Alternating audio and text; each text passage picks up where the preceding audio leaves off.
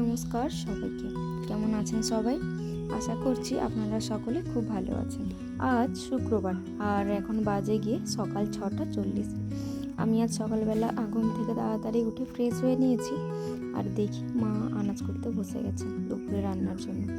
চলুন একবার সামনে থেকে আপনাদেরকে ঘুরিয়ে আনি। আজকে আসলে আমাদের বাড়িতে বেশ কিছুজন লোক খাওয়া দাওয়া করবেন। কয়েকদিন হলো বাড়ির সামনে মাটি পড়ছে, আর সেই ভিডিওটাও আমি আলাদা করে আপনাদের সাথে শেয়ার করেছিলাম। তো আজকে এনাদেরকেই খেতে বলা হয়েছে। আজকে প্রায় 9 থেকে 10 দিন মতন হলো এনারা মাটি ফেলছেন।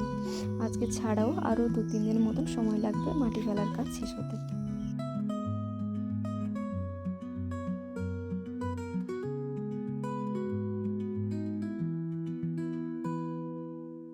একটু আগেই তো আপনাদেরকে বললাম ঘড়ির কাঁটায় বাজে কিন্তু এখন 6:40, আর এরই মধ্যে মা কিন্তু আনাজ করতে বসে গেছেন।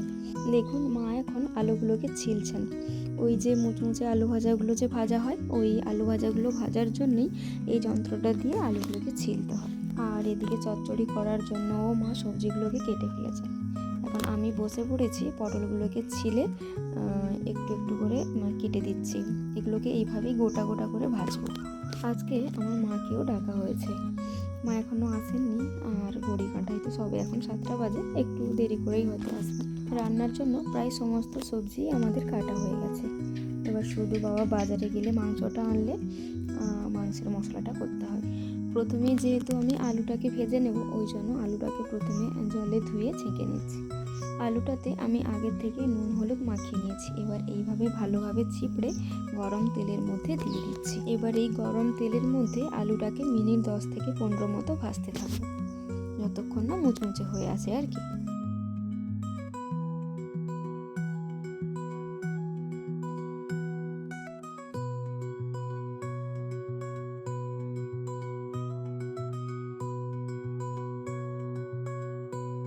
আলুটা এবার ভাজা প্রায় হয়ে এসেছে।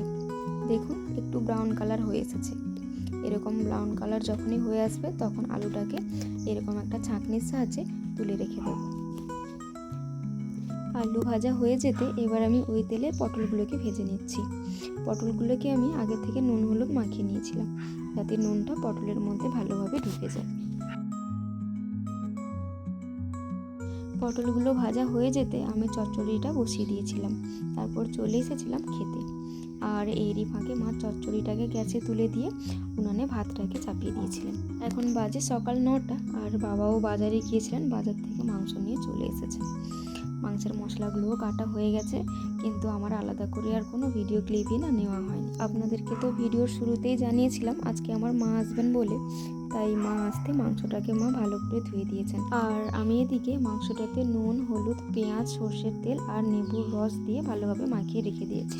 এবার মাংস রান্নার জন্য কড়াইতে প্রথমে তেল দিয়ে এলাচ লবঙ্গ তেজপাতা দিয়ে দিয়েছি, তারপর কাঁচা লঙ্কা দিয়ে পেঁয়াজ কুচি দিয়ে দিয়েছি। এবার এটাকে এভাবে নাড়াচাড়া করে কিছুক্ষণ কষতে থাকবো। মাংসের মশলাটা কষা এবার প্রায় হয়ে এসেছে। এবারেতে দিয়ে দিব মাংসগুলোকে। মাংসের মশলাতে কিন্তু সবটাই দিয়েছি, শুধু ভিডিও ক্লিপটাই আমার নেওয়া হয়নি, তাই জন্য দেখাতে পারলাম না। মাংসের মশলাটা কষিয়ে দিয়ে আমি চলে এসেছিলাম গ্যাসের কাছে মাছের ঝোল করব বলে। মাছটাকে ভেজে আমার ঝোল করা হয়েও এসেছে প্রায়। এবারে জল দিয়ে দিচ্ছি।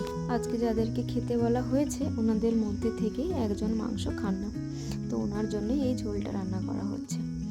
আর আপনাদেরকে একটু আগেই তো বলেছিলাম মা চলে এসেছেন বলে, তাই আজকে মাংসটা মাই রান্না করছেন। আমার ঝোল রান্না হয়ে যাওয়ার পর এদিকে মাকে দেখি মায়েরও মাংসটা কষানো প্রায় হয়ে এসেছে। আর মিনিট 5 মতো কষালেই মাংসতে জল দিয়ে দেওয়া হবে।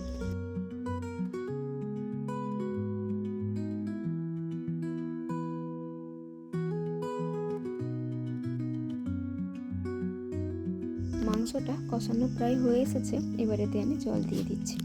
পরিমাণ মতো জল দিয়ে দিয়েছি। এবার মাংসটাকে মিনিট 10 মতো ফুটিয়ে নিয়ে নামিয়ে নেব।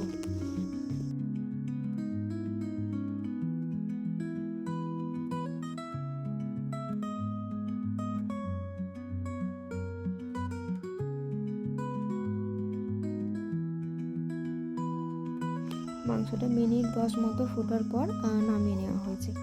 দেখুন মাংসটার কি সুন্দর কালার এসেছে।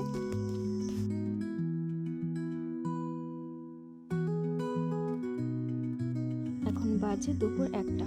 আমাদের আসন করা হয়ে গেছে আর ওনাদেরকে ডেকেও দেওয়া হয়েছে।